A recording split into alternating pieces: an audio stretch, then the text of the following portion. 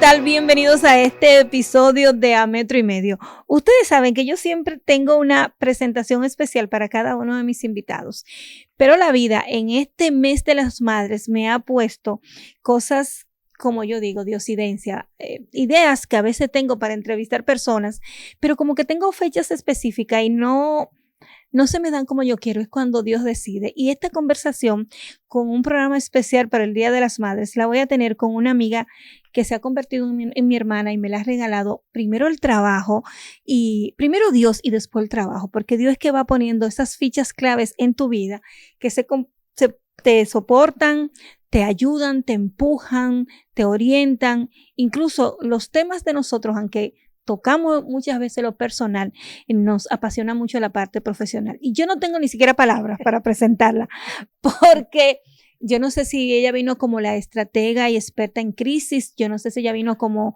la mujer, como el ser humano, o como la madre, que también me ha dejado muchísimas enseñanzas y sus palabras también han calado en mí para darme fuerzas y yo hacer muchas cosas. Pero lo que yo sí sé que esta va a ser una conversación que va a ser sumamente importante para ella, para mí y para el público que siempre nos sigue. Con mucho gusto recibo a la comunicadora, a la experta en crisis, a la encargada de comunicación de importantes instituciones y la mujer que ha trazado pautas, los recuerdo cuando se comenzó a hablar de comunicación corporativa en el sector turístico en la República Dominicana. Mi amiga y hermana Saraida de Marchena Caluche. ¡Ay, Dios mío! Gracias por esta invitación. Bueno, esto va a ser un encuentro. Tienes que buscar una servilletica por ahí porque ay, sí, por favor. No sé qué va a pasar. Luciana, ¿de qué vamos a hablar? No importa. No, arranquemos. Yo me preparo. Aquí estoy. La verdad que me siento súper contenta. Mira, yo me preparo. De verdad, por disciplina, por ser profesional. Sin embargo, yo te decía fuera de cámara cuando tú llegaste, Saraida, mira, no busqué absolutamente nada. No vi ninguna otra entrevista que tú hayas dado de reciente, porque hay muchas cosas que yo sé. Pero más que todo, porque yo quiero que comenzar esta conversación sin ningún lineamiento, sin nada trazado, sin una pauta, que ambas podamos fluir y ser un libro abierto. Y en este momento, aunque esta es mi edición de madre, yo no puedo desaprovechar la oportunidad para que comencemos a hablar en el lado profesional. Yo recuerdo, siendo periodista de sociales, que tú asumiste una responsabilidad muy grande luego de estar frente a las cámaras con la responsabilidad de leer noticias y con papeles estelares en un momento de la televisión dominicana que cuando se habla de Gloria tenemos que ponerte en ese listado. Pero pasaste a la parte corporativa, a la parte de comunicación. Creo que lo que más nos unió fue tomar clases en la Universidad Católica en un momento de nuestra vida, embarazada de Luis Arturo. ¿Ves qué regalo era para Luis Arturo? Ah, claro. Embarazada de Luis Arturo. Y ahí yo comienzo a ver en ti una formación en comunicación corporativa que te lleva a un capítulo quizás mucho más adelantado del que estaba en la República Dominicana en ese momento. Vamos a conocer a la profesional primero y luego vamos a hablar con Saraida, la madre, la esposa y todas esas cosas que te envuelven como una gran mujer. Bueno, pues ciertamente ya yo era licenciada en publicidad y medios de comunicación, era diseñadora gráfica y todo ese tema, y siempre tenía el deseo de hacer otras cosas, o sea, otras especializaciones. Y ya casada, mi esposo sabía como por dónde andaban los tiros. Me enseña un día el anuncio de la Universidad Católica de Santo Domingo con esa maestría en Relaciones Públicas y Comunicación Corporativa. Recuerdo que eran los sábados, día completo, hasta las 2, 3 de la tarde. Y me dice, mira, me parece que quizás es esto lo que estás buscando. Digo, ciertamente. Digo, pero es los sábados. Me dice, no, pero no hay problema. Si tú lo quieres hacer, hazlo. Siempre ha sido un impulsor de las cosas que yo quiero hacer y que él entiende que me pueden ayudar. Y ahí pues me inscribí, me especialicé, luego puse la agencia. O sea que ese trabajo en el área de comunicación corporativa, estrategia, ha ido evolucionando y es es fruto de esa formación académica, a la cual uno le suma y le da ese valor agregado a los clientes por toda la experiencia y la trayectoria que he tenido en los medios de comunicación. Que ha sido entonces clave, porque... Claro, porque el manejo y el conocimiento que uno tiene de los medios de comunicación y esa actualización me la dio toda esa trayectoria en televisión, en radio, prensa escrita, en todo. ¿Y qué tiempo tú duraste haciendo? Yo recuerdo que tú eras yo decía, ¿qué rostro tiene esa muchacha? Es que con esos ojos así impresionantes. Pero yo, si la memoria mía no está mal, yo creo que te recuerdo primero leyendo noticias. Mira, yo empecé en Raintel. Se suponía que era para leer noticias. No era... Yo estaba en la universidad todavía y se suponía que era para leer noticias, pero resulta que literalmente a mí me tiraron como un zapato en medio del pasillo porque no me asignaron a ningún área. O sea, sí se tenía claro que yo iba de 8 a 1 porque en la tarde tenía la universidad. Entonces, por la mañana lo que estaba era el programa de Milady de Cabral. Uh-huh. Entonces, yo llego, ya usted está trabajando aquí en Raintel, pero sin ninguna orientación, y yo misma es que me fui como buscando el camino. Enganché en el matutino, ayudando a la producción, interactuando con Yanna, que en esa época ya trabajaba con doña Milady, era reportera. Lisette también estaba en estudio. Aprendí ahí lo que era control master, aprendí edición, yo editaba mis propios trabajos, hasta que se me dio la oportunidad de salir a la calle a hacer un reportaje, y eso sucedió como al año y pico. Mientras tanto, yo iba todos los días lista como para salir al aire. O sea, yo iba cambiada, maquillada y peinada, como que yo iba a leer noticias. Y yo cogía los papeles del departamento de prensa, me trancaba frente a un espejo y empezaba a practicar la lectura de noticias. Cuando venía la parte en vivo, yo me iba al estudio y ahí observaba todo. O sea, que yo estaba absorbiendo como una esponja, participaba en las reuniones de producción hasta que me dan la oportunidad. Y en vez de un reportaje hice 2. Y ahí salió ya el reportaje al aire y me dejaron fija. Y así fue todo. Siempre eran oportunidades que se presentaban, pero no tenía que estar listo. Claro. Yo, por ejemplo, empecé a leer noticias cuando, como 15 minutos antes, ese día de hacerse el boletín de noticias, resulta que la persona que lo hacía había renunciado. ¿Y dónde hay que hacer el boletín? Pero y fulana, no, ella renunció. ¿Y quién lo va a hacer? Llamen a Zaraida. ¿Y tú te atreves? Sí, ¿qué es lo que hay que hacer? ¡Fup! Y me senté, y ahí me fijaron.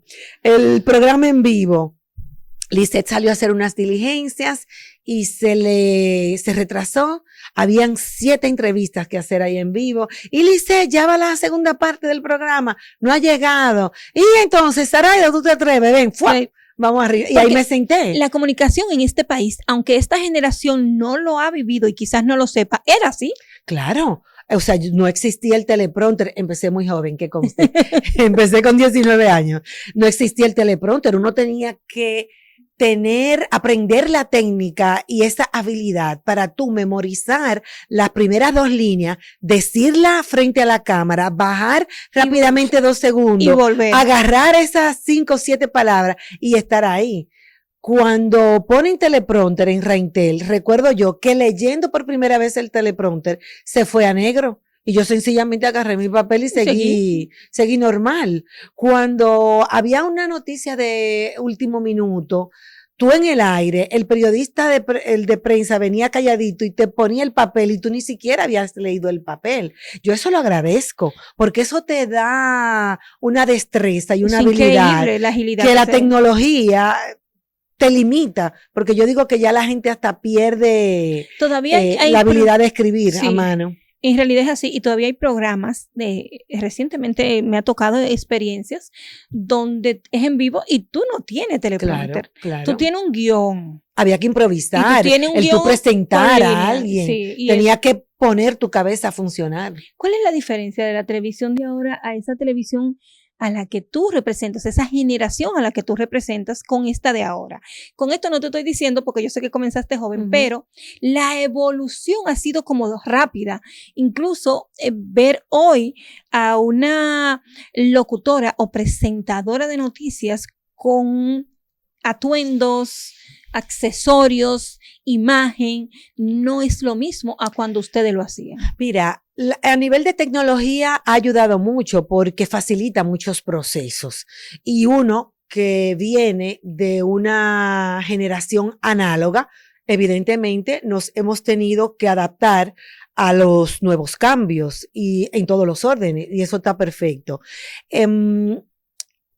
Lo que yo me llama mucho la atención, y eso no lo acabo de asimilar, es cómo una persona que lee noticias o lee El Tiempo, que se supone que es algo serio, algo formal, y como si mi hija estuviera aquí y dijera, bueno, que lo formal no diga que parezca una vieja, pero ese carácter no se debe perder. Entonces yo veo gente con brillo, con una super manga, con unos escotes, con ropa, con unos escotes en B, si se ven de cuerpo entero, con una minifalda que justo le cubre debajo de los glúteos y un escote hasta aquí. Y no es que somos antiguos, pero es que habían una regla antes. Yo digo, pero, ¿por qué? O sea, no entiendo esa dinámica. Y a mí no me digan que eso es lo moderno, no. Porque cuando tú ves CNN, o tú ves la BBC, o cualquiera de esos canales que por tradición son top number one, hay un respeto, y hay una formalidad, y hay un carácter que no se debe perder. Hay una diferencia entre la variedad y la noticia, que ellos por lo menos mantienen. Entonces, el protagonista es la noticia, no es competir con mi atuendo o mi maquillaje con lo que yo estoy diciendo. O sea, yo no estoy ahí para yo lucirme, yo estoy ahí para yo ser un canal de información, un vehículo de información. Pero esta generación quizás, Zoraida, no entiende eso. Y te lo digo porque yo he estado en aulas. No todo el mundo es así, o sea, pero yo creo que debe haber una revisión en ese sentido. Mira, yo te puedo decir. Y los canales lo permiten, ahí es que está el punto. Ahí es donde está el punto. Yo puedo decir que antes habían reglas y normas claras cuando se iba a leer noticias. No importa. Yo recuerdo en un momento que me tocó porque no pudo llegar, no me acuerdo si era Víctor Gómez Casanova que le tocaba, y me tocó a mí y a otro compañero de Mundo Visión hacerlo. Y lo primero era que ese día yo no estaba peinada como yo me peino, y a mí se me recogió el pelo para que nada más fuera mi cara. Claro. O sea, y era muy sobrio. Los tiempos van cambiando, ahora hay muchas cosas, pero comparto contigo que grandes cadenas internacionales de noticias, eso no cambia. Cuando tú lo pones aquí, cuando el cable te lo permite, cuando estás fuera, siempre la formalidad en el vestir, en los accesorios mínimos, eso no cambia. Claro. Pero se debe a la modernidad del igual tiempo. Igual que el lenguaje a utilizar en la comunicación, o sea. ¿Se debe a la modernidad o se debe a que no son los mismos, la misma rigurosidad de antes? Yo entiendo que no se debe a la modernidad. Yo creo que hay una flexibilidad y una apertura y una línea muy fina que se está cruzando, porque perdemos de vista lo que representa leer noticias o tú trabajar en un programa de opinión o tú aparecer en televisión dependiendo del tipo de programa y cómo la persona se debe vestir. Entonces hay un combinado entre que para yo llamar la atención o para yo tener más rating, si esa persona joven, así es que se viste, yo la dejo. Entonces ahí es que tenemos como que revisarnos todos en conjunto, o sea, desde el canal, la persona, el que dirige, el que produce, porque todo depende del tipo de programa. Volvemos al punto, o sea, si es un programa de variedades, o es un programa artístico, o es un programa nocturno, bueno, pues haga usted con su imagen lo que usted quiera y asuma las consecuencias de eso también, ¿verdad? Claro, pero a nivel de reputación. A nivel de noticias. Pero entonces, a nivel de esa formalidad de las noticias, de la lectura del tiempo, de ciertos reportajes, de ciertas coberturas, hay que mantener el carácter. Nos falta mejorar eso, o en algunos canales estamos. En algunos canales. En algunos canales estamos bien. Okay. Sí, en algunos sí. En algunos canales eso se mantiene. En otros no. Tú estás en una generación o perteneces a una generación completamente de mujeres en la comunicación. En ese momento habían hombres, pero mujeres, que caerle atrás es difícil. porque no solamente estamos hablando de Zaraida, ahí está doña Lisette Sermon, ahí está Yolanda Mañán, ahí está Soy la Luna, estás tú y está Yanna Tavares. Esas 5 mujeres trazaron, donde quiera que le tocó hacer el ejercicio de la comunicación, realizar el ejercicio de la comunicación, trazaron pautas. Y hoy muchas de ellas están en los medios y se mantienen. El que no está frente a cámara está en radio, como es el caso de Zoila, y el que no está en áreas de comunicación corporativa, como es el caso de Yolanda, que aparte de eso también, y tú, yo creo que ustedes dos son las que comparten cosas muy parecidas, porque Yolanda está en la comunicación corporativa como tú, está en la parte de crisis y está en la parte formativa, que eso es también importante. Ustedes no han dejado de vivir de los medios de comunicación y han seguido una tradición. Sí, y por ejemplo, nos invitan, porque sé que allá también, a programas de radio, programas de televisión, a temas específicos relativos con lo que nosotros ejercemos. Y siempre estamos abiertas a poder volver a los medios de comunicación. Lo que pasa es que, como yo le digo a la gente, el cuento ha cambiado.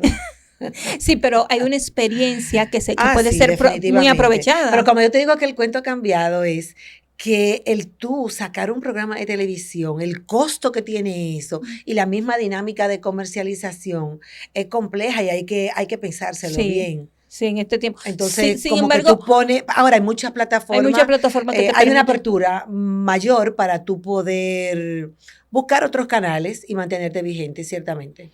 En los últimos tiempos nosotros hemos vivido muchas situaciones. Nos estamos centrando en la más reciente, pero quiero hacer este análisis contigo, primero para aprender y segundo porque no quiero solamente centrarme no quiero el sensacionalismo de una situación que nos ha dolido a todos. Si analizamos cómo ha estado la construcción en la República Dominicana en los últimos 2 años, vamos a poner una fecha, 2 o 3 años. ¿Cómo ha estado? ¿Cómo ha estado la construcción? Ok. Los fenómenos y situaciones que hemos vivido. Tuvimos una situación en La Romana, un edificio se derrumbó, luego una construcción en San Cristóbal pasó por lo mismo, es lo que me llega a la mente. Y no recuerdo otra. Bueno, vimos las lluvias recientes de hace pocos días, pocas semanas, también afectaron construcciones nuevas. Entonces, hay, bueno, esas lluvias que también afectaron esas construcciones nuevas, como tú dices, dejaron a personas a pie porque los parqueos se llenaron de agua. Nunca habíamos tenido esa cantidad de lluvia. Luego llueve de nuevo y tenemos un accidente en uno de los elevados o de los no, eso no es un elevado. Y derrumbes en estos días también de construcciones nuevas. Eso estuvo aquí en la 27, tuvimos un accidente que también dolió bastante. Las lluvias nos hicieron perder a un padre que sale detrás de sus hijos. Constanza tuvo unos derrumbes importantes. Ríos, que también se perdieron vidas. Y lo más reciente es la situación que pasó en la discoteca Yesep. Todo esto amerita un análisis de crisis en comunicación. Porque quieras o no, hay un factor importante en la responsabilidad de las construcciones y en el seguimiento al mantenimiento de nuestro país. De una manera muy yo entro a mis redes, todo lo que tú pones me va a salir primero porque el algoritmo te sale a la gente que tú ves. Y me encontré con apuntes muy claros de crisis de comunicación en situaciones como esta. Y ahí yo quiero ir a la experta.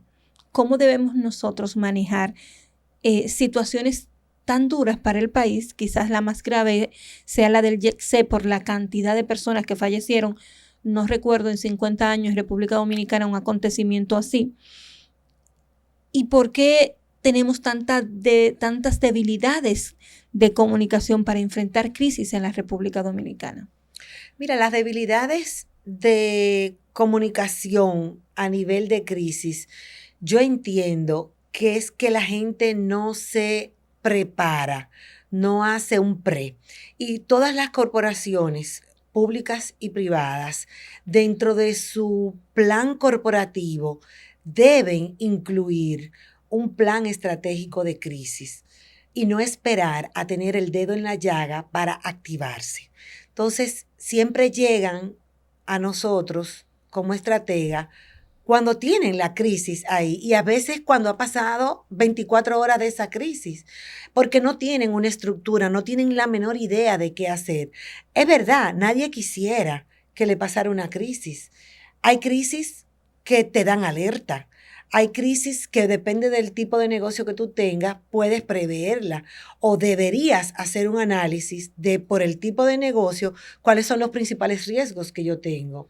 Pero para eso se necesita inversión, tiempo, disposición y el pensamiento y la disposición de las altas instancias, porque si la presidencia o la dirección general de una institución no cree en eso, no le interesa, no le importa, no se va a ejecutar más para abajo. O sea que tiene que haber una convicción integral de todo el mundo para poder ejecutar eso como medida de prevención, de manera que si sucede, ya sepan qué hacer y se van manejando dependiendo del caso. Entonces, lo primero es eso. Sin embargo, yo te hago la pregunta y hice la referencia de todas esas situaciones dramáticas que hemos tenido en la sociedad, porque yo creo que hay una responsabilidad desde los organismos gubernamentales y desde el sector privado. Claro, y si vamos al nivel de construcción, hay una responsabilidad y una supervisión de múltiples instancias y de múltiples sectores. Y eso es parte quizás no de la informalidad, sino de esa falta de seguimiento, de supervisión y de controles en muchas cosas, porque ¿en qué cabeza cabe que si yo acabo como gobierno de construir una carretera y cae un aguacero, esa carretera se le cayó un pedazo? Entonces, ¿quién supervisa la calidad de esa construcción? Claro. Al sector privado, si hay un edificio que está teniendo problemas en su proceso de construcción, ¿quién supervisa eso? Entonces, hay leyes que supervisen eso, hay leyes que... Leyes hay, lo que hay que saber si las entidades responsables la están cumpliendo. Es muy complejo, la verdad que en el sector de construcción y con el tema de crisis es muy complejo porque hay toda una cadena que hay que revisarla completa. Pero Zoraida, tú te ríes porque tú sabes. Y para el tema de la situación de crisis, bueno, depende ya de cada situación, ¿no? Deben todas las empresas, sin importar su tamaño, saber cuál es la situación, cuándo tener un comité de crisis. Siempre deberían tenerlo. Es que volvemos al punto. Yo puedo ser un supermercado. Ese supermercado debe tener internamente un manual de crisis, un protocolo de crisis, un comité de crisis. ¿Qué riesgos puede tener un supermercado? Bueno, a nivel de edificación se le puede caer, puede caer un incendio, puede tener robo, puede tener inundación, puede tener un accidente, un empleado en el área de carnes cortando con alguna de esas máquinas, puede tener alimentos que... alguien que se intoxicó por la compra de alimentos. O sea, mira los riesgos simples y no estoy dentro del supermercado. Entonces, ¿qué hacer con eso? No esperar a que te venga la crisis. Pero yo siento, y en el Estado ahora mismo no es así. Incluso todas las instituciones del Estado tienen un área de comunicación. Y de una u otra manera hay que tener un POA que te obliga a tener un manual de crisis, a saber quién es tu vocero, cuáles son las acciones a tomar, quiénes son los que van a integrar ese comité. Eso Claro. Pero cuando las situaciones pasan, sobre todo en el sector gubernamental, es donde yo más he visto que ese manual de crisis se va de viaje. Siempre aparece una gente que habla, tú no le ves una estructura.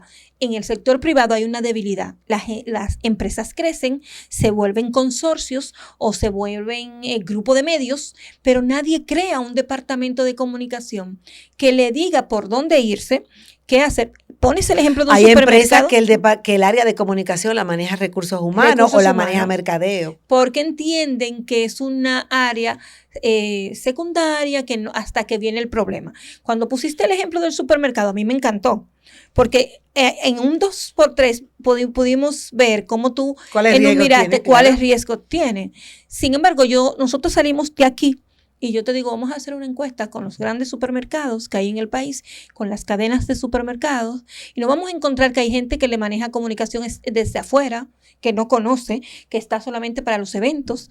Nos vamos a encontrar con gente que tiene una publicitaria, y si la publicitaria me maneja la parte de publicidad, también debe tener un componente de comunicación. O sea, nosotros tenemos que educar a la parte empresarial, al propio gobierno, basándonos en la situación que hemos vivido, para que sepan la importancia de tener un departamento correctamente armado de comunicación. Mira, a nivel de gobierno no sé cómo se manejan, porque como tú dices, cada institución del sector público tiene su departamento de comunicación y al margen de un departamento de prensa. Ahora, si hay una política integral de comunicación o una dirección integral de comunicación que reúna a todas esas cabezas de los ministerios o de las instituciones para trabajar de manera alineada y conjunta, lo desconozco.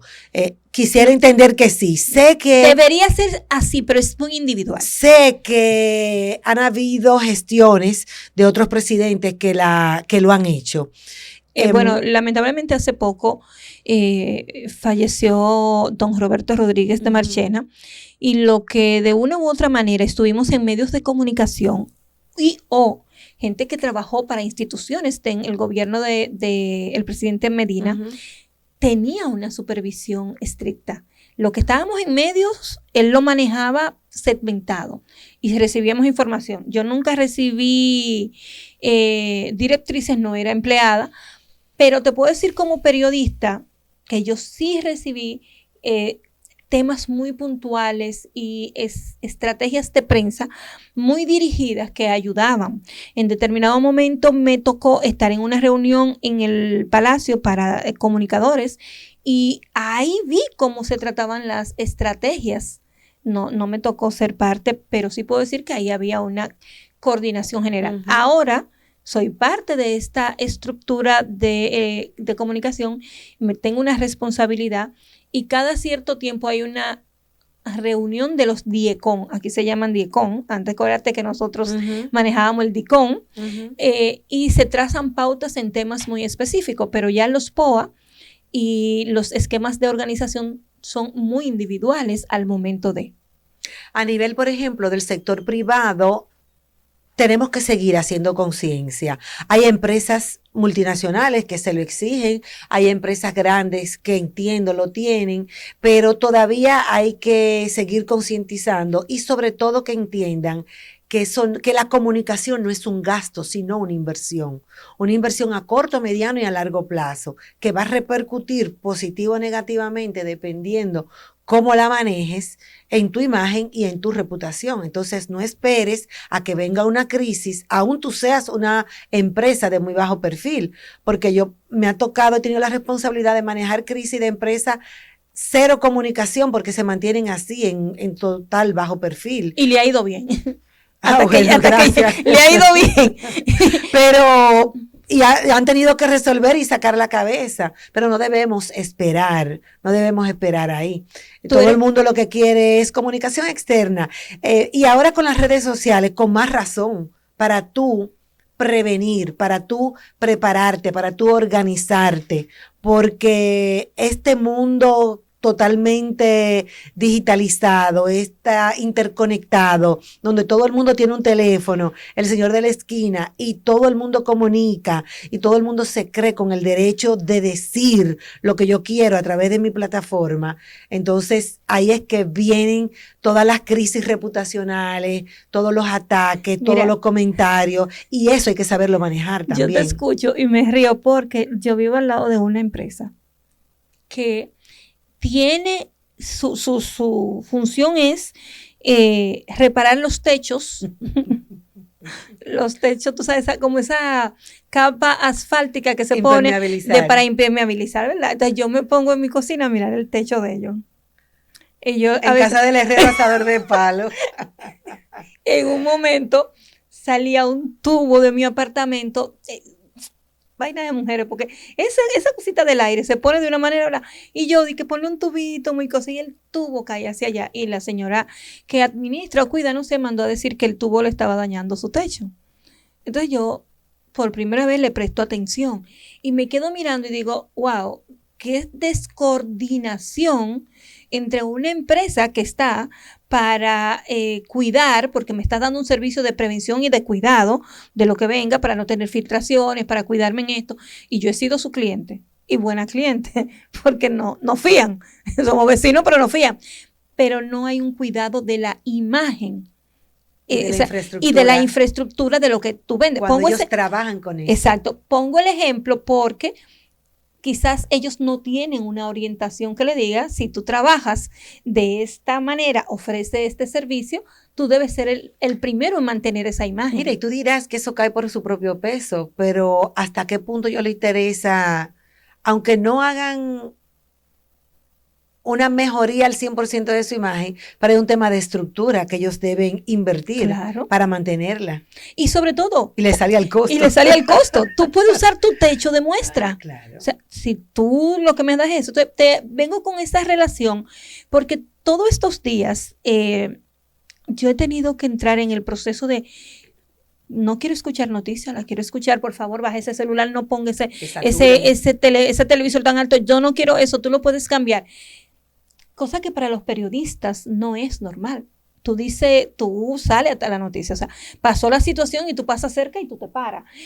Pasó la situación y tú quieres estar al tanto. Claro. Pero en este momento yo siento que nosotros demostramos todos, medios de comunicación, medios digitales, organismos del Estado, con responsabilidad en el área, el propio gobierno en su mensaje de comunicación. Con esto no me estoy refiriendo a la comunicación presidencial, sino a nivel de gobierno integral, y las propias empresas del Estado.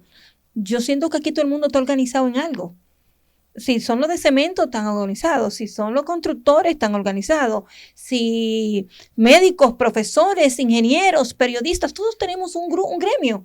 Y aún así, nadie pudo darse cuenta, y al momento de que pasa la situación, perdimos hasta la empatía para comunicar. ¿Cuál es la estrategia para uno poder manejar todo esto? Mira, bueno, la estrategia en ese tema de esa crisis era una crisis muy compleja. Ya la estrategia de la parte privada, generador de la crisis, yo no formo parte de ese comité, entonces no me atrevería como a opinar si están haciendo correctamente o no. No, yo te digo mirándolo de porque afuera. Hay un fondo. Y desde afuera, el Estado, en ese tipo de catástrofes, el Estado inmediatamente asume el control. Fíjate que fue así. Las autoridades de recuperación y rescate, y su propio vocero, el del COE. Ya a partir de ahí, la ciudadanía completa está esperando una respuesta. Uno como ciudadano quisiera esa respuesta más rápido que tarde. Tengo la sensación que va a durar bastantes meses. Pero en ese trayecto, comentarios y desinformaciones hay por doquier. Ni qué decir esos días. Yo creo que de las cosas más terribles que vivimos fue el cómo ese impacto tan arrollador que tienen las redes sociales fue escenario para tantas desinformaciones, para tantas insensibilidades, para tantas cosas, para tantos aprovechados, para tantos ignorantes también querer opinar, y todo el mundo estar en esa ola de esa catástrofe. Entonces, ese proceso de comunicación fue catastrófico, fue horrible, y afectó aún más tanto a los familiares de la víctima como a la población en sentido general. Y eso, tú controlar esa vorágine en redes sociales es difícil. La única manera de controlarlo es con informaciones precisas, concisas y puntuales. Yo fui a mi celular mientras te escuchaba. y decía uno de los posts que aparece en tus redes sociales, tanto de tu cuenta como la de Malcatel Relaciones Públicas. Comunicar en situaciones de crisis. La preparación comunicacional es fundamental para afrontar y superar con éxito una crisis. La preparación. Estamos hablando que en esta situación hay medios de comunicaciones que pertenecen al consorcio y que hay una preparación o un equipo de comunicadores que pudo ayudar. No se puede ayudar a comunicar correctamente. Porque en el equipo del JETC, de las otras empresas, son de comunicación. Es correcto. Y justamente aquí yo siento como que entonces o lo tomó muy desprevenido o no había un equipo que pudiera ayudar. Mira, es que ahí tenemos dos instancias. Tenemos la instancia del sector privado, o sea, los propietarios de JetSet, que tienen que manejar esa parte de esa crisis que generaron y ese proceso de gestión estratégica de comunicación de crisis desde la hora cero. Y está la parte del Estado, del gobierno, del COE, que asumió el control de eso.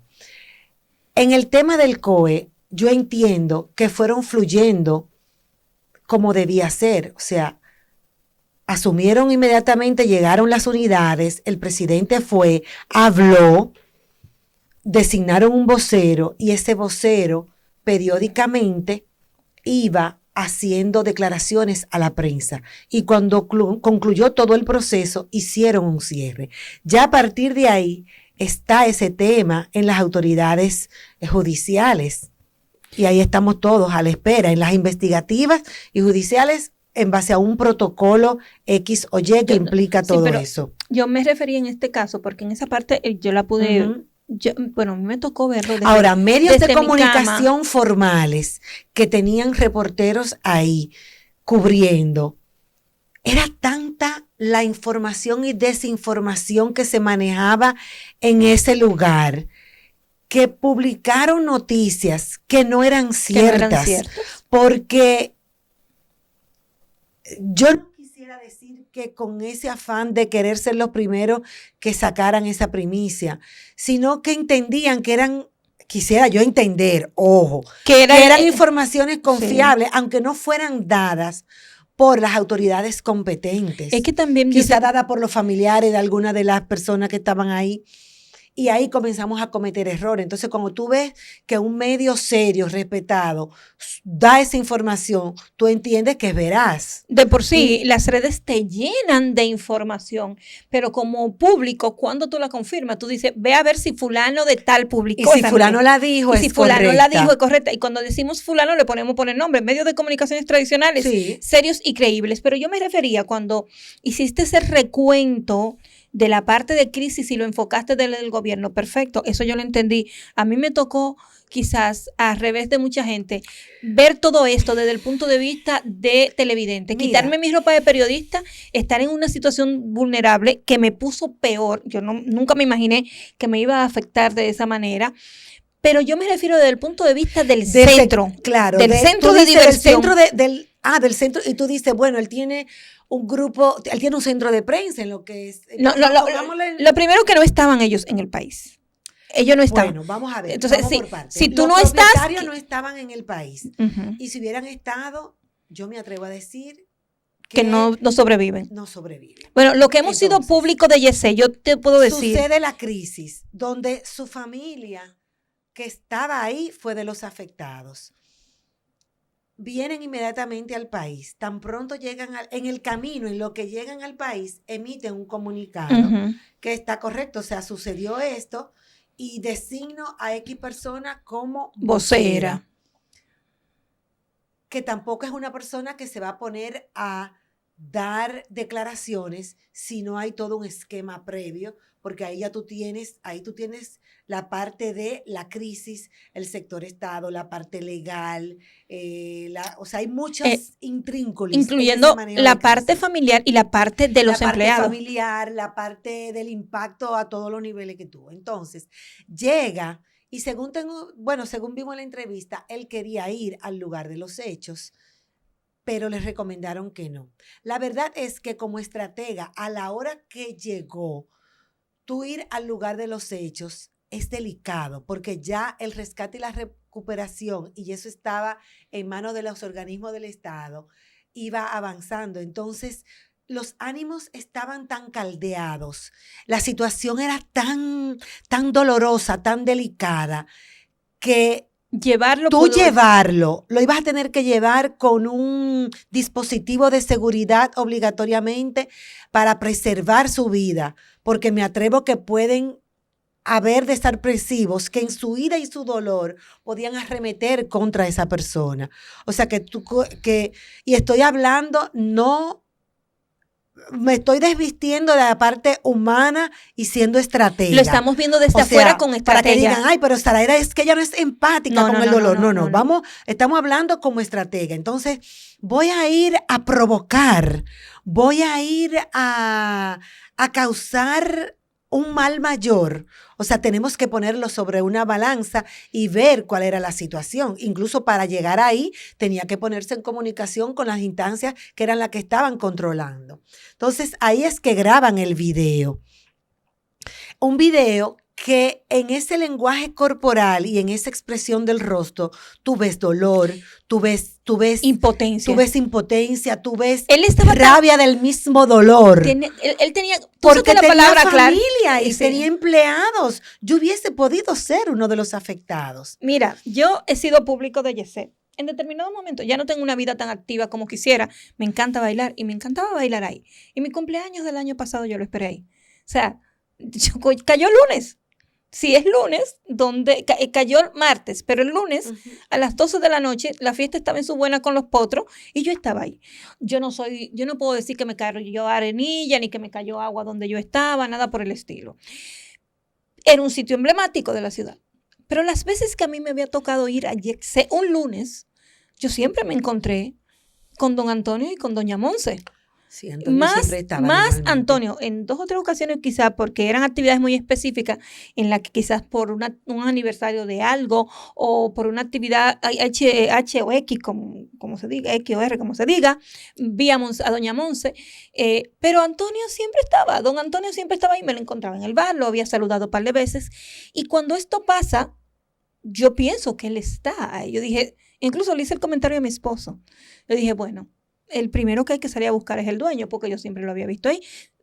Los que estamos en este medio sabemos que su familia trabaja ahí, su hermana estaba ahí, el esposo, o sea, pero cuando ves el comunicado, te sale el profesional y tú lo analizas de todo el punto de vista. Claro. Él tenía una cara, un lenguaje corporal, como decimos y como hacemos en este trabajo, que decía muchas cosas al mismo tiempo. Todavía bastaba. Olvidémonos de la cara de Antonio y pensemos en sus orejas. Solamente cuando yo traté de taparle la cara y verle las orejas, el color era la transformación de ese señor y el dolor, la impotencia, todo lo que era tan grande que todo esto tenía un color completamente distinto. Ahora, a partir de ahí, por ejemplo, el manejo ya de su proceso de crisis, yo como no conozco el objetivo interno. Ni el equipo. No conozco cuál es la estrategia interna, cuál es el objetivo final que como empresa quieren y que en base a eso estén haciendo las estrategias, porque todo va de la mano. O sea, yo desde fuera puedo decir, bueno, duraron muchos días, no dijeron nada, la gente pidiendo que diera una entrevista, la vino a dar días después. Yo, por ejemplo, digo, se prepararon o lo prepararon para esa entrevista, para que las informaciones que dieran fueran informaciones veraces, correctas, que fueran alineadas con otras informaciones que ya eran de carácter público. O sea, me pregunto, desconozco eso y por lo tanto preferiría no opinar porque muchas acciones van de la mano con el objetivo final que tú quieres. Y se sigue hablando del tema y se va a seguir hablando. Claro. Y para hablar de estrategia, decir esta estrategia está bien o está mal, se necesita estar adentro y saber qué quieren ellos conseguir al final. ¿Qué quieren conseguir? Si que haya menos demanda, cómo van a manejar el caso penal, cómo van a resarcir económicamente a las familias afectadas. O sea, hay muchos muchos puntos. Y ni hablemos de la reputación, de la credibilidad, de qué va a resultar de las investigaciones y el peritaje y todo lo que viene para después. Como experta y estratega, ¿se puede recuperar la imagen de una persona ante una situación como esta? Depende cómo lo maneje. Yo creo que aquí depende cómo lo haya manejado, cómo lo siga manejando y cómo se vaya desarrollando todo y cómo cumpla o asuma la responsabilidad y las consecuencias producto de esa crisis. Y va a tener que ver también mucho con los resultados de las investigaciones y con cómo solucione y cómo responda ante absolutamente todo. Eso es clave. Eso afectaría su capacidad de respuesta y de responsabilidad más que todo. Eso afectaría la cadena. Y tendría entonces que empezar el proceso de, otra vez, de su reputación y irla recuperando, o su imagen. Porque él tiene un grupo de empresas que van bien, o sea, han habido renuncias de personas clave. Tú decías, bueno, pero él tiene un equipo de prensa, debieron informar. Es que es muy delicado, porque entonces también la gente dice, está poniendo a las personas que hablen a favor de él. Hay una cosa que no se puede mezclar con la otra. Y debe mantenerse neutra, dar las informaciones realmente veraces, correctas, sin tendenciarse ni por un lado ni para otro. Es un caso muy, pero muy complejo, la verdad. Sarayda, tú eres una experta en comunicación en turismo. Voy a cambiar el tema drásticamente. Tenemos rato hablando de que... Lo voy a cambiar porque yo no quiero que esta conversación se centre, no quería dejarlo profesional porque la gente habla contigo solamente en el área de comunicación. Y yo sé que en este momento me sirve a mí como profesional de la comunicación, con responsabilidades en esa área, pero también le va a servir a mucha gente que no entiende. Yo ayer veía un video que subió Nairobi Viloria de una señora que decía, yo no tengo rencor. No tengo rencor porque yo solamente le dije a Dios que si había llegado mi momento me perdonara si en algún momento le había fallado, pero había perdido a su hijo y a la esposa del hijo que llegan de vacaciones aquí. Entonces no quiero centrarme en un dolor que yo como ser humano no he podido quizás sabido ni siquiera manejar. No quiero que la entrevista se me quede ahí cuando hay otras cosas tan importantes. Entonces drásticamente cambio para turismo. Qué bueno, cambiamos para otro lado. Para hablar de todo. No, es que aquí es de todo. Yo le dije, no me controle hoy. Turismo. La República Dominicana ha crecido enormemente en los últimos tiempos en esta área. Zonas que nosotros muchas veces ni pensamos que iban a tener el repunte que tienen. Posición del país en este renglón, en una economía que nos sustenta, que quizás no todos los empresarios son dominicanos. Hay mucha inversión extranjera en este sector. ¿Cómo andamos? ¿Cómo vamos? ¿Vamos bien? ¿Nos falta algo? Mira, el turismo, wow, cómo ha crecido, cómo nos hemos posicionado como país a nivel internacional y en la manera que nos hemos posicionado. Creo que se ha hecho muy buen trabajo. Cómo se van desarrollando zonas de nuestro país y cómo se le ha dado... vamos a decir, promoción o cómo se han ido comunicando esas diferentes zonas hasta para uno hacer turismo interno y cómo se han ido desarrollando negocios pequeños y negocios un poco más grandes en la zona más recóndita que tú encuentres del país. Hoteles que están en construcción, hoteles con aperturas, o sea, definitivamente que una gran cantidad de habitaciones hoteleras y recibiendo turistas. ¿Qué debemos seguir reforzando? La parte de la capacitación y entrenamiento de todo ese personal para poder cubrir esa demanda, para nosotros como país y como sector dar un servicio 1A. Ahí quizás es una oportunidad para seguir evolucionando. Y de hecho, cuando tú hablas con un presidente de un complejo hotelero, con un propietario, un directivo, son de las cosas que te dicen, de que todavía todavía nos falta seguir entrenando, capacitando y formando con la calidad y el servicio requerido a toda esa gente que trabaja sobre todo empleados de primera línea, ¿no? En servicio. Sin embargo, cuando tú comenzaste en todo esto, ay, yo te he visto hasta con el presidente Trump. Ay, sí. Yo estoy con ese señor siempre presidente. El sector no tenía el empuje y quizás no tenían las crisis que se le pueden presentar ahora. Y últimamente nosotros sí hemos visto... Hay crisis. Hay crisis. En el sector turístico. Y en esa zona del este que... Yo siento que también hay una crisis de poder, hay una crisis de familia, hay crisis de gente que jalan para un lado y para otro. Y desde fuera, pues nosotros vemos lo lindo. Yo, si voy a Punta Cana o voy a Cap Cana, yo lo que veo es las cosas lindas, porque me llevan a los hoteles más lindos. Por ejemplo, hace mucho que el Haya no me invita. Voy a externar esta queja pública vía Zaraida para que me llame. Pero, particularmente yo, creo que ahí debe también existir un protocolo y debe crearse una estrategia de comunicación quizás mucho más eficiente. Y me voy al tema más reciente. La muchacha de origen de la India, que vino a vacacionar a República Dominicana, tuvo una situación en un hotel y involucró a más personas. Yo siento que nosotros como país, o quizás en la parte turística, nos faltaron estrategias o detalles para enfrentar esa crisis.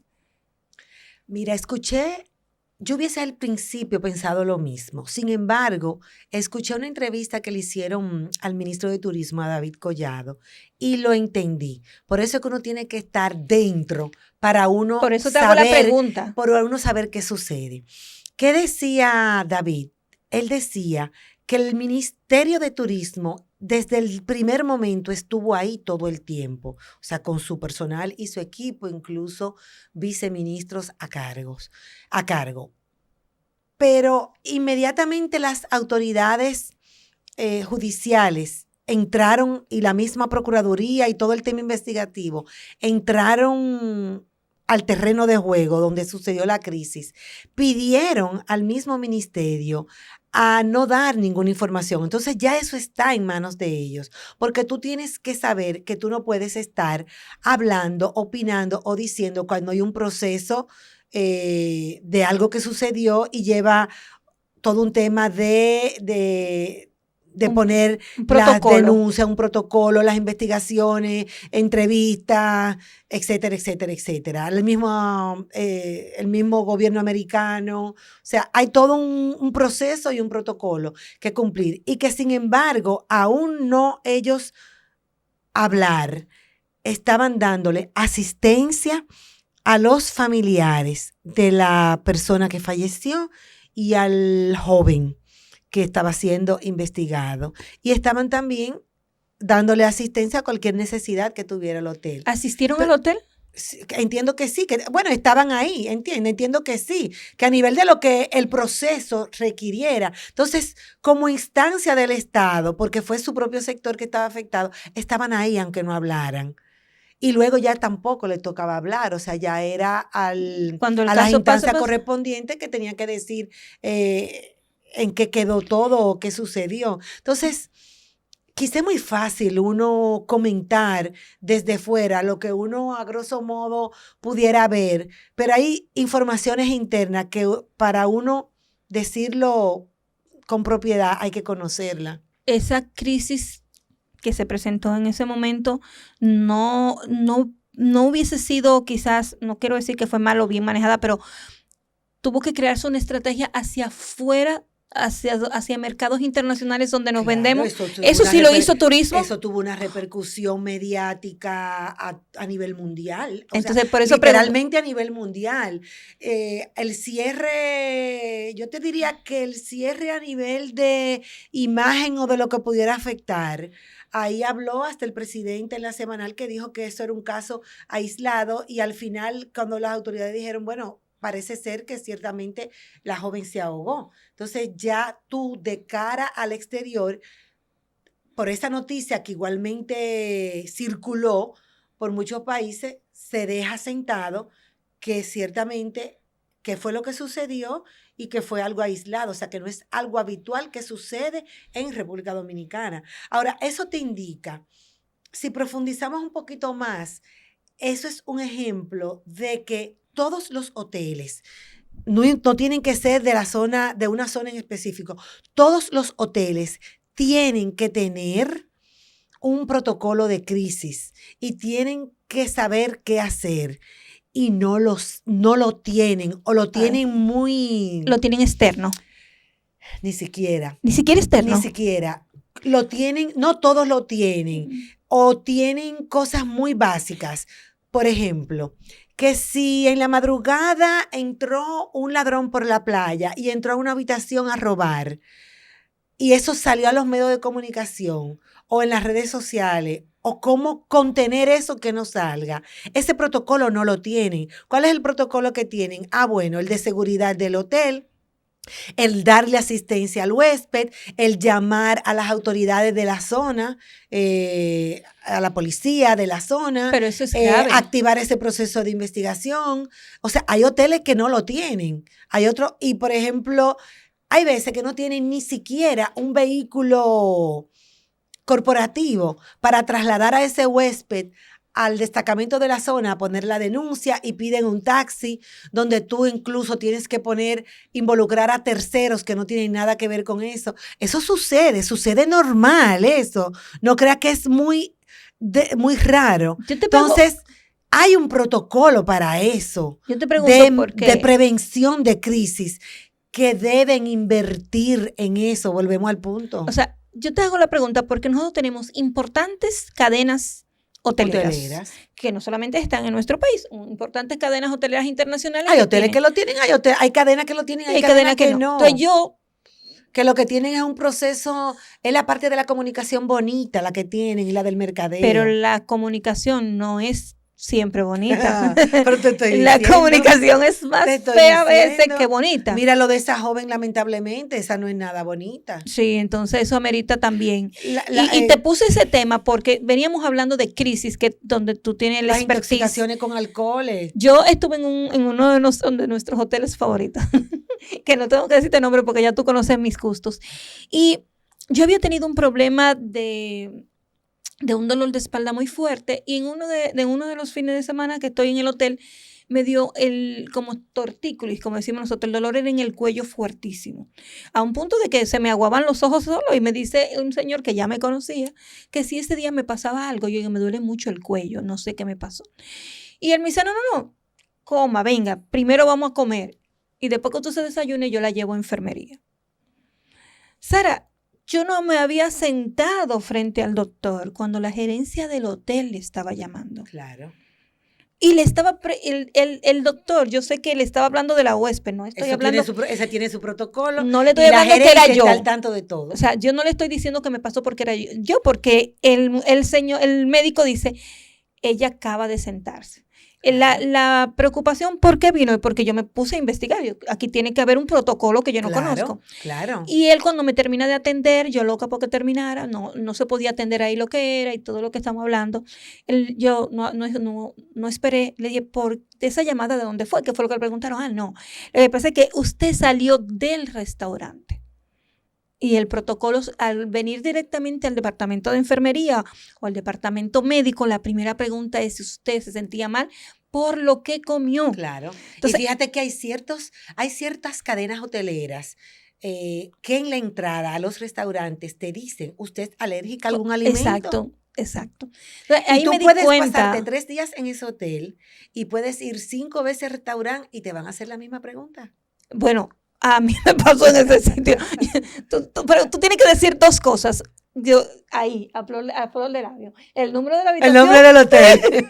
Y no soy alérgica. Sí, soy alérgica, no. Claro. Y eso te da, pero al mismo tiempo, ahí yo lo pude comprobar. Sé que hay un protocolo. Hay un protocolo. Él tuvo que explicar, ella se está acabando de sentar, no puedo decirle, me da un momento que yo hable con ella y luego llamar. No, su situación no es estomacal. Ella no tiene ningún síntoma por los alimentos. Ella tiene un dolor de espalda que parece ser de estrés. Y le explicó, era entre el cuello y la espalda. Me sentí bien. Pero hay otros sitios donde tú vas, donde no hay ninguna pregunta ni nada por el estilo. Hay ni muchas siquiera oportunidades, yo creo, se puede mejorar. En mucho tele. Cuando digo oportunidades de mejora, es que hagan conciencia que realmente es necesario. Y que no esperen una crisis. El famoso refrán que dice, como tú ves la barba de tu vecino arder, pon la tuya en remojo. Entonces no es que tú no le deseas nunca que le pase algún problema a nadie, pero eso te indica que realmente tiene que haber un proceso de revisión de los protocolos, revisión de cómo tú vas a manejar las situaciones de riesgo, que no sea solo un protocolo operativo, sino que esa parte de comunicación, de estrategia, tiene que estar dentro de ese protocolo operativo. Sea con una persona externa, con tu asesor externo, porque no necesariamente es que tú tienes que tener una persona interna o un departamento completo, porque las cadenas hoteleras muchas veces lo que tienen es un departamento de mercadeo o el mismo de venta o comercial maneja mercadeo, tienen a veces una persona que maneja la parte de social media, pero tienen un asesor externo que entra en la ecuación, inmediatamente es activado. Y perfectamente igual puede ser así. Yo creo que debería ser así. Tiene que haber conciencia.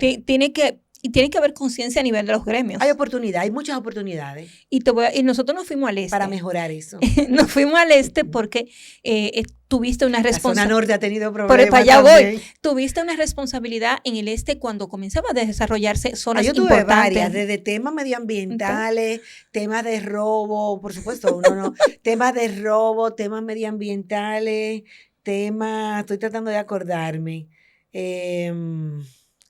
No hay sucesos familiares ahí. No, bueno, no hay escándalos. Esos temas corporativos, déjaselos a las corporaciones. Esos temas familiares. Mira, nosotros nos centramos en el este porque ahí has tenido mucha responsabilidad claro, trabajando esa zona, pero ¿cómo se hace Puerto Plata en un momento donde un efecto natural que ha afectado muchas lluvias, muchas aguas, derrumbe, esto, aquello, lo otro? Y yo no he visto quizás a nadie de una cadena hotelera, yo no sé, quizás desinformada estaría yo, pero no he visto un comunicado, no he visto nada que te diga a nuestros huéspedes o a nuestros turistas. Entiendo que lo manejarán internamente, pero bueno, si la información no salió ni en redes sociales, ni en medios de comunicación, o sea, no tuvo un efecto de difusión externa y solamente se quedó adentro, pues lo manejan adentro. Pero no he visto. Igual he visto, por ejemplo, en situaciones diversas, comunicados de cadenas hoteleras muy pobres a nivel de fondo y de forma. Y eso también es otro punto, el dejarse asesorar correctamente para que si usted hace un comunicado o institucional, realmente lo circule y su contenido en todos los órdenes sea correcto. Claro, eso habla mucho de la imagen. Y habla de todo, pero cuando te digo de la imagen, y forma. Exacto. Yo he visto comunicados hasta con faltas ortográficas, eso es terrible. Mira, vamos al tema familiar.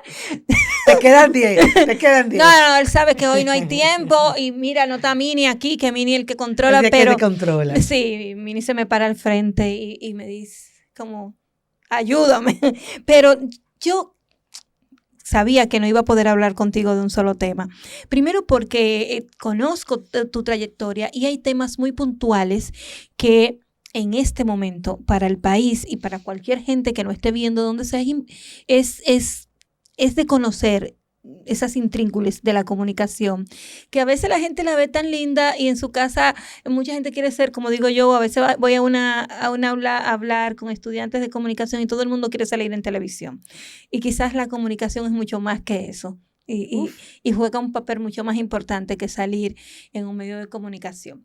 Pero para tener esa amplia capacidad y formar ese robusto currículum que tú tienes, hay un ser humano que es la que tiene una preparación para llegar ahí.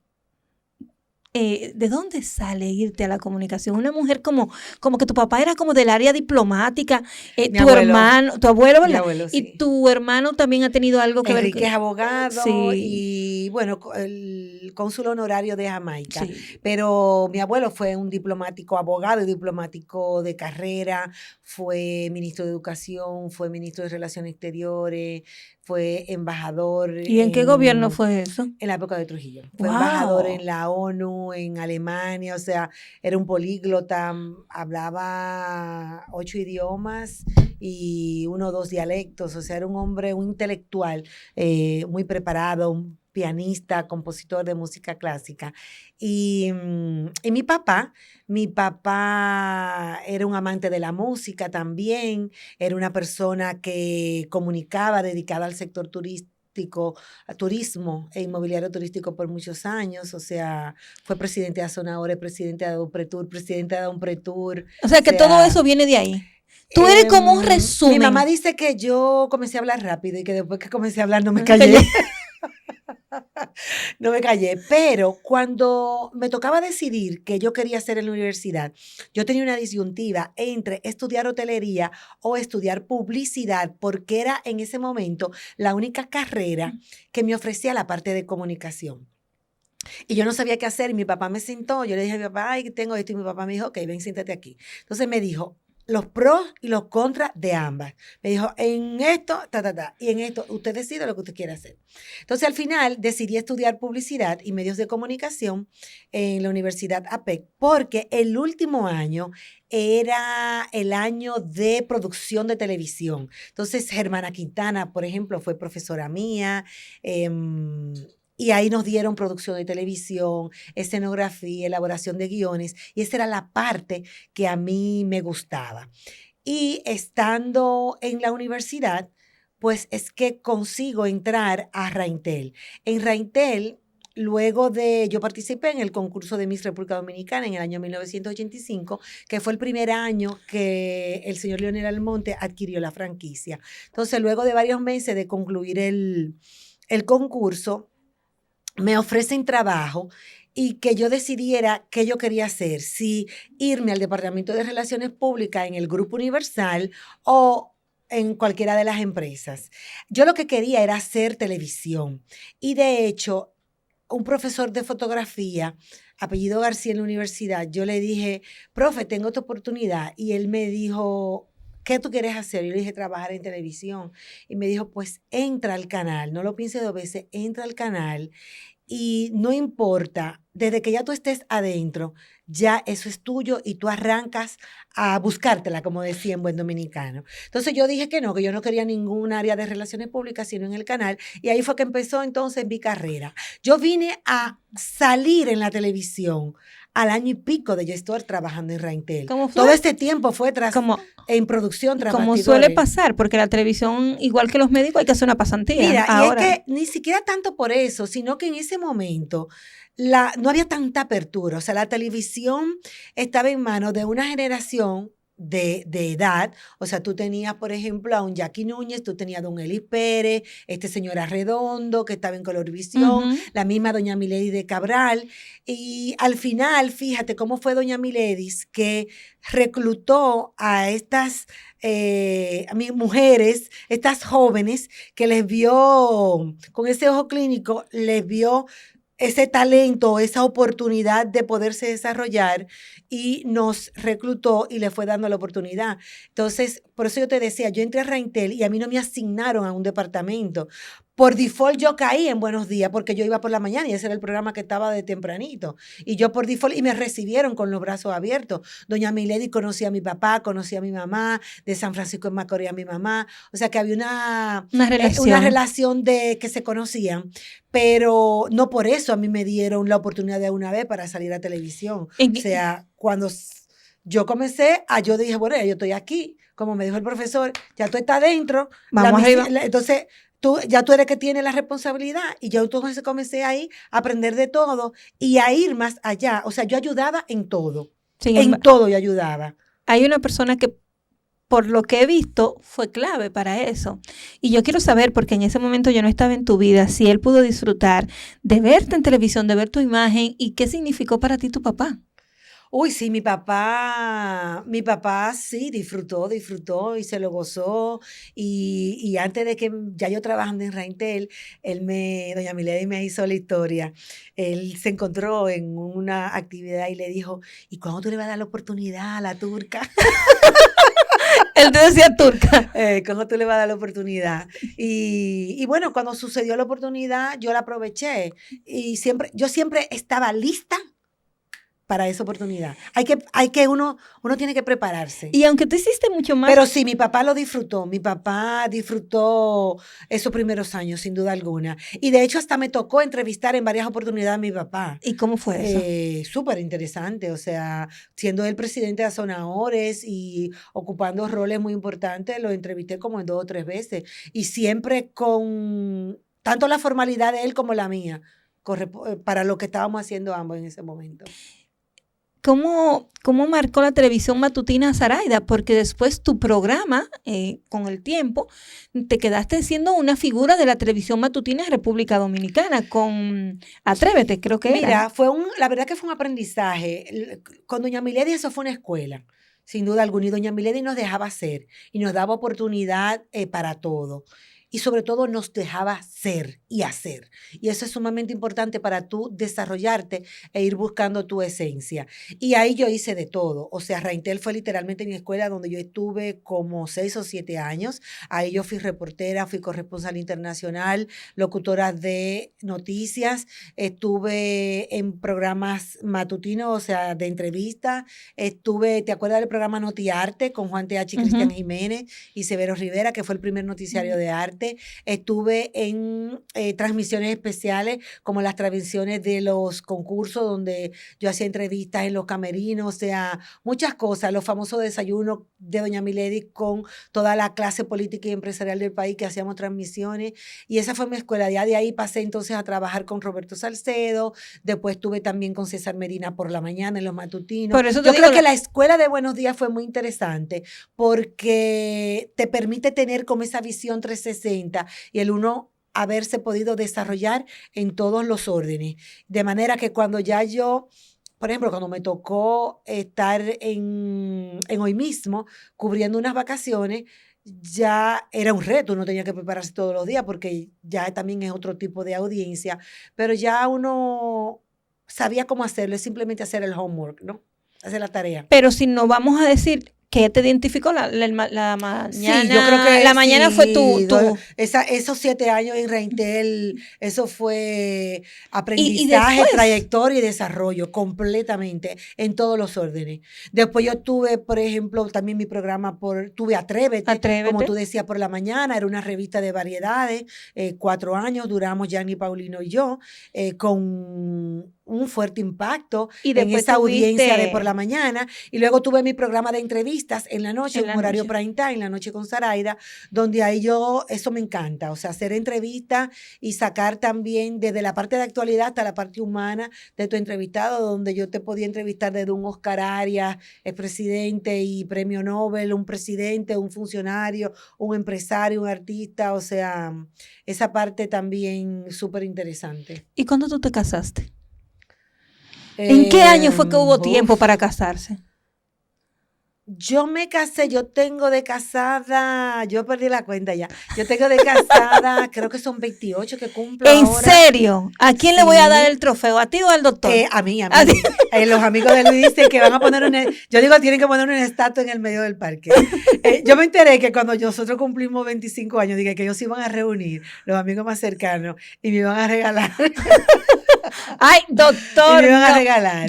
Mira, doctor... es que yo creo que es mutuo el asunto. Ha sido un camino de entendimiento, de comunicación, es que de aprendizaje. Dos vidas extrañas, porque entre una comunicadora y un médico no es fácil el estilo de vida. Pero tú sabes que Luis es médico, pero Luis, yo digo que Luis tiene una visión y un concepto y y conocimiento de muchas cosas, con capacidad para darte un buen consejo y opinar. Y lo que no sabe lo investiga.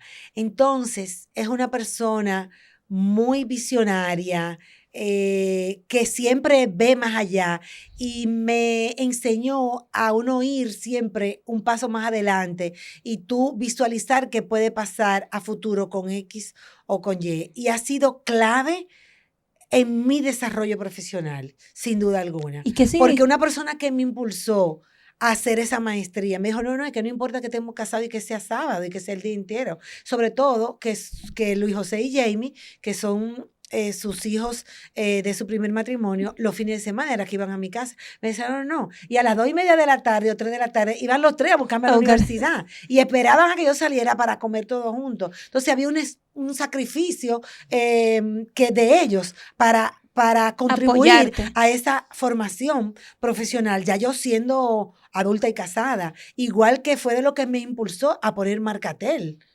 Y me impulsó a asumir la responsabilidad como directora de comunicación de Capcana, con todo lo que eso implicaba. O sea, que ha sido clave para mi desarrollo profesional.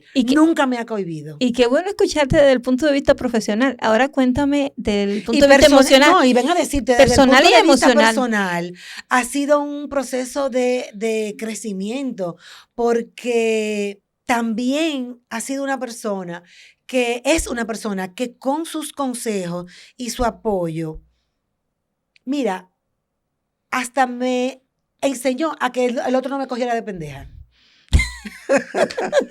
Aquí dijimos que íbamos a hablar. Te veía alegre en algún momento. No, buena gente. Como ¿tú sabes lo que pasa? Lo que pasa, Ana, que hay veces que por tú no decir no, o por tú no crear conflictos o no entrar en contradicciones, tú dejas las cosas pasar. Y es lo que dice Luis, las cosas uno tiene que decirlas, o sea, los no hay que decirlo. Y las cosas con educación y con cortesía, tú pones los puntos sobre las IE. Y el otro lamentablemente no se puede ofender, ¿tú entiendes? Y en todo en la vida tú tienes que darte a respetar. Entonces ha sido un proceso de crecimiento de ambas partes, de apoyo de ambas partes. Y bueno, aquí estamos. ¿Qué es lo más lindo que en estos 28 años tú puedes decir que han vivido? Yo creo que el haber podido formar una familia en valores, una familia...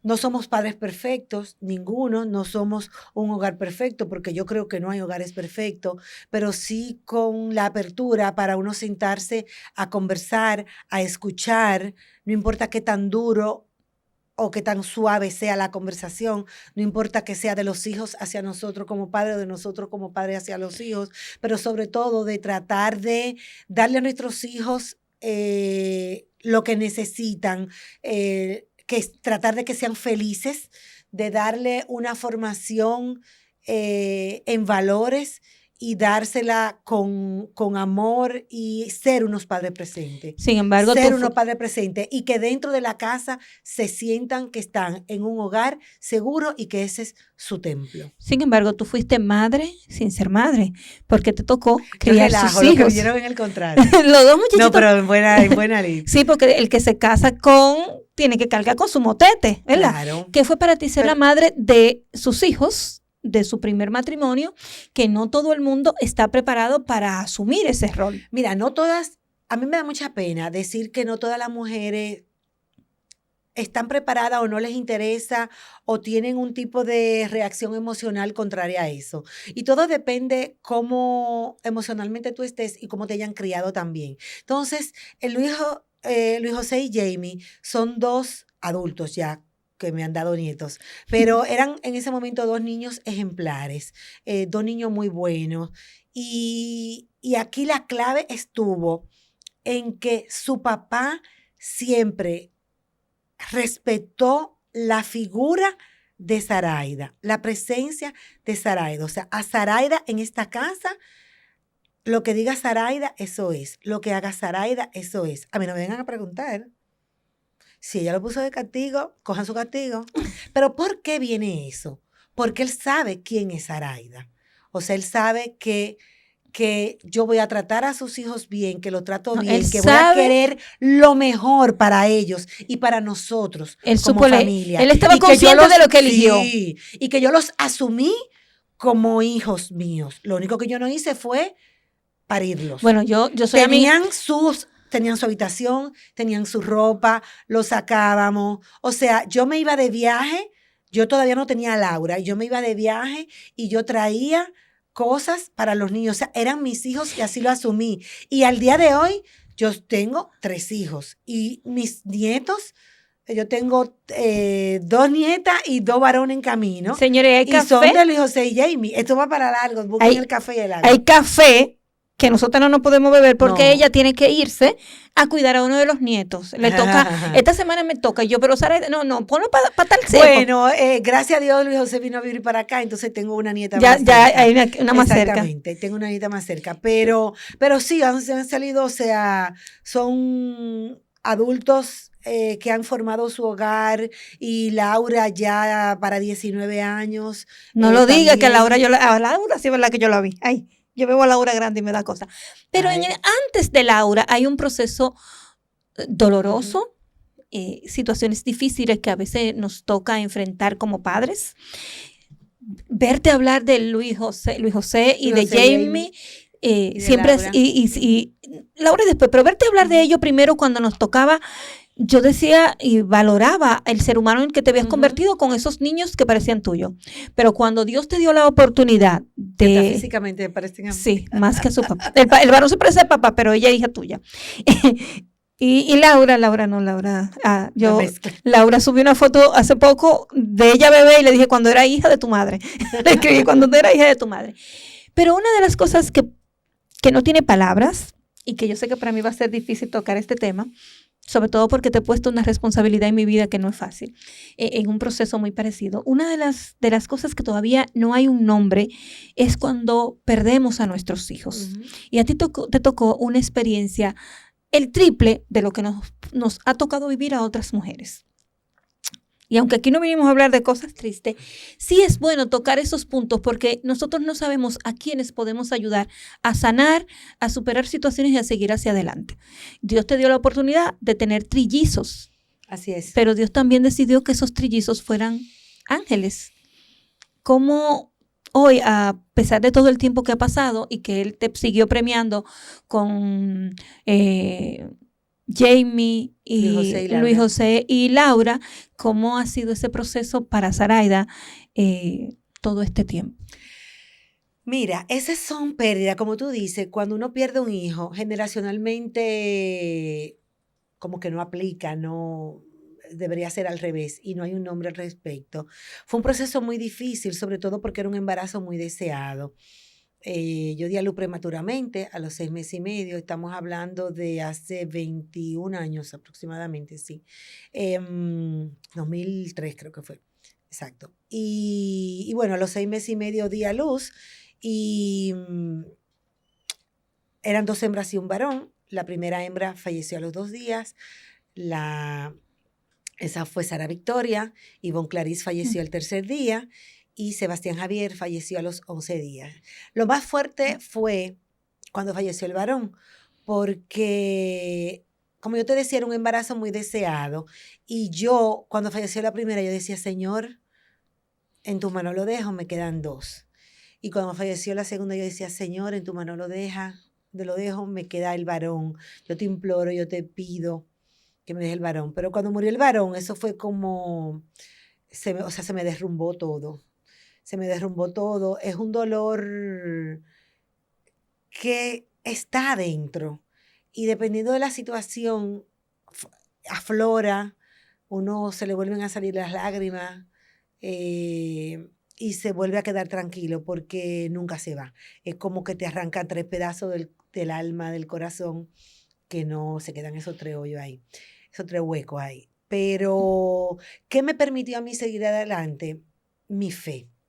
Uno nunca sabe para qué la vida te prepara. ¿Tú no cuestionaste a Dios en ese momento? Claro. Cuando me fueron a dar la noticia, porque yo acababa de salir de la clínica, de estar con con Sebastián y a la hora y pico llegaban a mi casa a decirme que le había dado un derrame cerebral fulminante y no lo habían podido salvar. Recuerdo que yo estaba en la cocina y llega un íntimo amigo de nosotros, médico, y le dice a mi esposo, vengo a decirte esto. Mi esposo destrozado me dice, yo no sé cómo yo se lo voy a decir. Entonces, nada, va y me lo dice y eso fue ahí, se derrumbó. Y yo empecé inmediatamente a cuestionar a Dios, pero lo que yo cuestionaba era, ¿por qué te llevaste a mi hijo?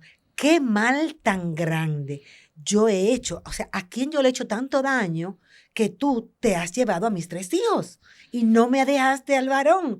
Que yo te lo imploré, yo te lo supliqué, yo te lo pedí de rodillas y tú no me lo dejaste.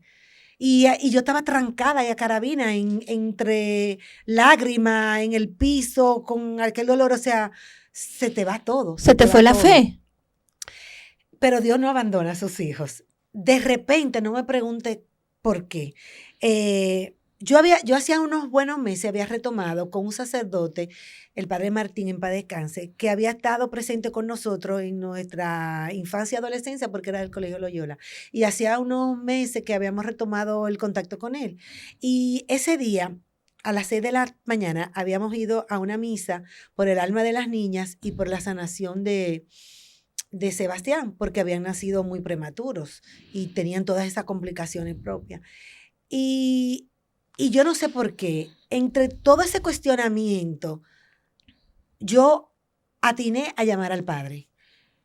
Pero ¿para qué yo llamé al padre? ¿Qué le dijiste al padre? Para yo cuestionar al padre también. O sea, fulminante. Yo llamé a preguntarle. Entonces yo lo llamé y le dije, padre, mi hijo acaba de morir. Yo le estoy llamando a usted simplemente para que usted me diga qué mal tan grande yo he hecho en mi vida que yo estoy pagándolo. Que Dios a mí me ha quitado mis 3 hijos. Eso es lo único que yo quiero que usted me diga. ¿Qué te dijo el padre Martín? El padre, que era un hombre con una paz increíble, me dijo, Zaraida, tú no estás pagando nada. Tú no le has hecho daño a nadie. Yo lo único que te pido es que no cuestiones a Dios. El dolor tan grande que tú y tu esposo están pasando, mejor pídele a Dios, pidamos todos a Dios en este momento que les dé fortaleza y luz en el camino. Yo escuché esas 2 palabras y fue como el bálsamo para mi alma. Yo solo le dije, muchas gracias, Padre. ¿Y de ahí en adelante? Y de ahí en adelante yo fui llevando mi dolor con esas 2 palabras. Me ofrecieron, mi querida Anita Olenar, me ofreció terapia de duelo. No la hice. No por rebeldía, sino porque sentía que Dios estaba tan fuerte conmigo, que si yo la necesitaba, yo le iba a pedir. Me ofrecieron terapia grupal con personas que se reunían, que tenían duelos o pérdida. Y yo entendí que no quería ir ahí. Y fui llevando mi duelo con Dios, con esa fe tan grande que al día de hoy yo tengo y que me fortalece. Y eso no quiere decir que yo me trancaba en el baño a llorar sola, que yo iba manejando en mi vehículo llorando, que todavía al día de hoy, porque uno desarrolla esa capacidad de tú poderte poner en los zapatos de otro ante una pérdida, de que se me salgan las lágrimas, o sea... ¿Qué te faltó con ello que te gustaría hacer ahora? Entendí que mis 3 hijos vinieron con una misión a nuestras vidas y que yo en algún momento en mi vida sabría cuál es. ¿La encontraste? No sé. ¿Todavía no? ¿Qué tiempo después llegó Laura? En un principio, En un principio entendí una.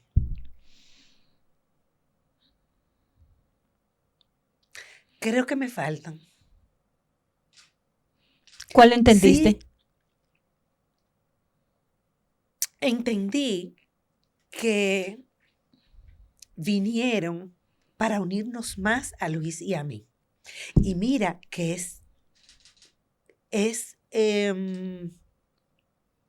hay parejas que cuando pasan con esa situación se separan y se divorcian. Y sin embargo aquí estamos. Cada uno de nosotros manejó su duelo de manera diferente. Yo, por ejemplo, mis amigas me decían que Luis le decía, Sara no se merece eso. Y él manejó, yo digo que hombre al fin, manejó su duelo muy para adentro. Yo quise hacérmela fuerte, uno no debe hacer eso. Si tú me dices que tú le dices, no, fluyan, lloren, lloren, lloren. Yo no lloré lo suficiente. No es que yo no lloré, me faltó llorar más. ¿Tú hubiese querido llorar más? Me faltó llorar más, porque ¿Por yo qué? me quería hacer fuerte delante de la gente en momentos en que yo quería llorar. Yo me quería hacer fuerte en mi casa, tirando para adelante, cuando a lo mejor yo lo que quería era tirarme en una cama. Pero yo no podía tirarme en una cama, no había tiempo para eso. Ya uno con la madurez... Pero tu temperamento era el que no te dejaba. Sí, yo me acuerdo que la licenciada Tolenar me dijo una vez que yo estaba enferma, me dijo, Zaraida, permítete enfermarte, permítete entender que tu cuerpo te está pidiendo que descanse. Pero volvemos al punto, es que uno... Es la forma de uno. Laura dice, mami, es que tú no paras, pero ella yo tampoco. creo que hay muchas... yo creo que todavía me falta entender otras misiones por las que vinieron. No me he sentado como a pensarla, pero cuando tú me hiciste la pregunta, ¿la entendiste? Como que me vino esa en ese momento porque yo la entendí inmediatamente. O sea, las 48 horas yo esa la entendí y la asimilé y la recibí inmediatamente. Sí hay una gran conexión espiritual de Laura con los trillizos. Y mira que Laura vino a saber de los trillizos tarde. Uno queriéndola proteger para que no viviera ese dolor. ¿A qué tiempo volviste a quedar embarazada de Laura? A los 2 años. A los 2 años, 2 años y pico. Pero ya, por ejemplo, recuerdo, mis 2 embarazos fueron in vitro. Y tú tienes la incertidumbre de si sale embarazada o no. Ya con Laura, yo aprendí, o con la vivencia de los trillizos, a fluir, o sea, a entregar con la oración del Divino Niño, que yo la leí en un avión, camino a ver a mi papá que estaba enfermo y hacerme el tratamiento de los trillizos. Ahí en esa novena, yo aprendí que cuando tú pides algo, tú dices, Señor, hágase tu voluntad. Y te la entrega, hágase tu voluntad. Entonces, así como yo estaba enfracada en que yo quería salir embarazada y vinieron los trillizos con Laura, yo dije, Señor, hágase tu voluntad. Pero lo dejaste, que hiciera su voluntad. Sí, totalmente. Porque nosotros decimos hágase su voluntad, pero insistimos. No. Al punto de que cuando yo me fui a hacer el tratamiento, Luis me pregunta ese día, ¿tú tienes miedo? Y yo le dije, no. Eso está en manos del Señor. Él es que va a hacer su voluntad. Si está para mí que yo sea madre y que yo salga embarazada, amén. Si no, aquí ya yo cerré mi capítulo. ¿Tú estabas preparado para cerrar ese capítulo? Sí, totalmente. Totalmente. ¿Tú podías quedarte con Luis José y con Jamie? Totalmente. 19 años después, con todo mira, tanto así que tú sabes que tú tienes, o sea, a mí me pudieron haber puesto 2 embriones, 3 embriones, y yo dije, me ponen tanto que si está para mí, está para mí. Y ahí nació Laura. ¿Tu vida es Laura? Mi vida es Laura. ¿Qué significa Laura para ti? Laura es todo. Laura es esa bendición que el Señor me mandó. Laura es ese ser de luz, con un corazón bondadoso, con un alma muy noble y profunda que el Señor me mandó. Es como una Sin duda compañera. alguna. Yo creo que ya Laura creció de compañera. Porque Laura tiene 19 como para 40. Sí, más o Sí, menos. más o menos. Siempre. Sí. Siempre. Sí. Primero eran 3 para 17, ahora 19 para... Es que Laura fue criada entre adultos, fue criada con hermanos mayores, entre 2 personas ya adultas, no jovencito de 20 y pico, donde nosotros siempre le hablamos, no con ñeñeñe, como digo yo, sino correcto, donde ya quizás tu visión de la vida y hasta cómo tú vas a formar tus hijos en valores, pienso yo que es un poco diferente a si tú estás con 20 años menos. Entonces fue criada en un entorno un poquito adulto. Yo siempre digo que por eso ella tiene más menudo para devolverle al adulto que a lo que eran compañeritos de ella chiquito. Pero sí, Laura es una persona muy madura para su edad, muy segura, muy determinada, muy enfocada en lo que quiero, en lo que ella quiere, una persona muy aguda, con un humor negro que a veces para matarla. Y con un talento en una voz envidiable. Con un talento que Dios se lo bendiga, con ese don. Sí. Mira, Laura tiene don de género porque esa es mi sobrina bella, pero esa voz de ella es impresionante. Y la actuación. La escuché el otro día actuando y cantándole al Señor en Semana Santa y me quedé de una pieza. Yo he roto hoy todos los esquemas de tiempo en este podcast, incluso tengo gente esperando. Pero finalizando esta conversación. Yo no sé cuánto te llevamos, más de yo una no hora sé, aquí, a mí me van a votar hoy. Pero finalizando esta conversación, yo me voy a cambiar de sitio. Mira, este que está aquí ahora es Luis. Y yo quiero que tú le digas a Luis lo que tú nunca le has dicho. Lo que yo nunca le he dicho. Y lo que quizás, lo que quizás no le he dicho nunca, no, porque en 28 años se dicen muchas cosas. Pero quizás que le recuerde cosas que él piensa que no están y que tú sí tienes que decirle. Cosas que él piensa que no están y no, que o cosas que ya él piensa que están ahí y que no hay que decírtela y que tú también y no se la dice. Entonces tú estás aquí con Luis, dile a Luis lo que tú quieres decir. La verdad es que con esa pregunta uno se envuelve en el día a día y en la rutina y deja de decirse muchas cosas. Pero definitivamente me siento orgullosa de lo que hemos construido juntos.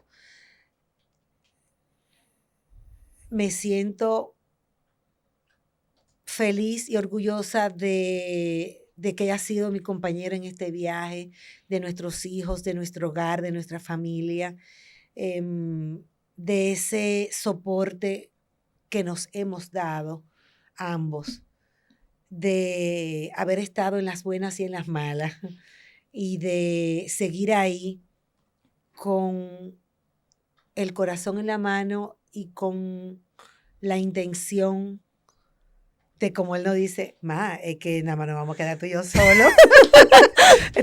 Tú has pensado eso, de que ya nos estamos haciendo viejos. Viejo usted, no yo. No yo. De que nos estamos haciendo viejos, que ya los muchachos viejos se van. Los muchachos. De que ya los muchachos se van. Y yo me río, yo le digo, bueno, eso eres tú.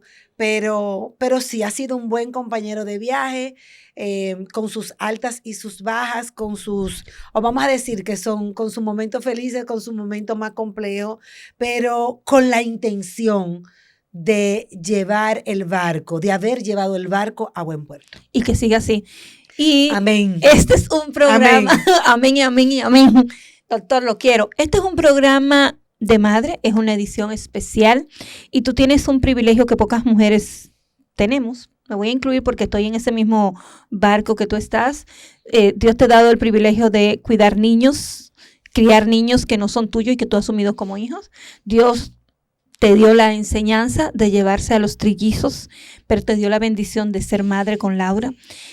Y el conglomerado de ser madre implica muchas cosas, porque hay madres solas, hay madres acompañadas, hay madres con hijos, hay madres que no son madres de sus propios hijos, yo quiero que finalizando esta edición especial, tú le des un mensaje a esa mujer que viene creciendo, que ha tenido que pasar por muchas cosas, que quizás no sabe lo que le va a pasar, pero sí que hay que continuar.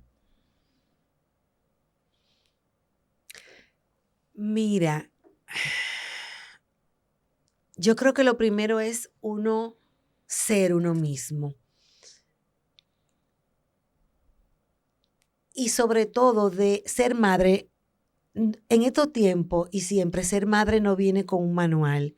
Entonces desarrollar la capacidad para uno evolucionar con los tiempos y evolucionar emocional, psicológicamente, a nivel de todo el entorno, para uno tratar de criar hijos sanos e hijos felices. Yo creo que eso es importante en estos tiempos.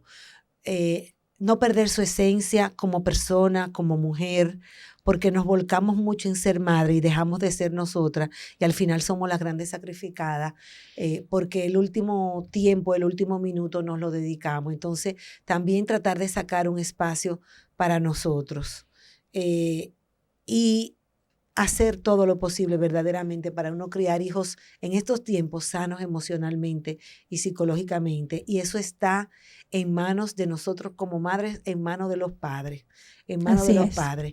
Y que la prisa, el uno querer buscar el dinero para el sostén de la familia diario, no te haga perder de vista esa crianza y esa presencia en la crianza de tus hijos. Yo creo que más que un mensaje bonito o poético, lo siento así en este momento con tantas cosas que un yo mensaje veo. Real.